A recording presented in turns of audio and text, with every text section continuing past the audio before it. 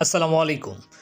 সুপ্রিয় দর্শকবৃন্দ, আপনারা অবশ্যই শুনে থাকবেন চুকনগর গণহত্যা বৌদ্ধভূমির কথা। এটি খুলনা জেলার ডুমুরিয়া উপজেলার চুকনগর নামক স্থানে এটি রয়েছে।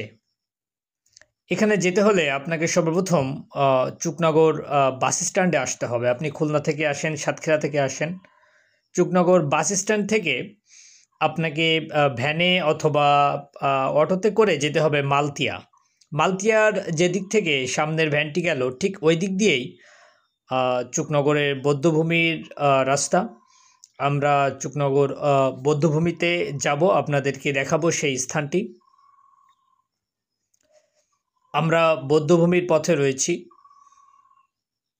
সুপ্রিয় দর্শকবৃন্দ, আমরা বৌদ্ধভূমিতে এসে পড়েছি। 1971 সালের 20শে মে এদিন হিন্দু শরণার্থী, শিশু, নারী, বৃদ্ধ প্রায় 10 থেকে 12 হাজার মানুষকে এদিন পাকিস্তানি হানাদার বাহিনীরা নৃশংসভাবে খুন করেছিল।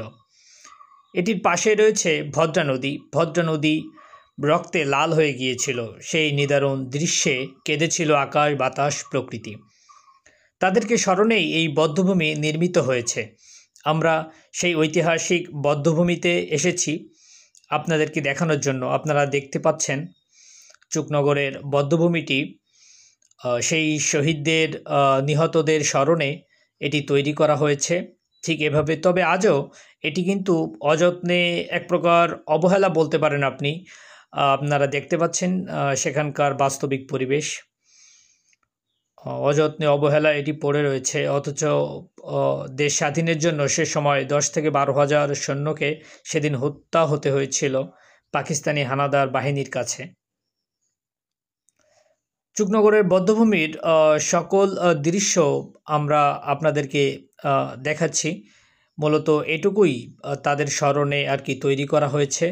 সেই শহীদদের স্মরণে, শহীদদের আত্মার মাগফিরাত কামনার কারণে এগুলি তৈরি করা হয়েছে।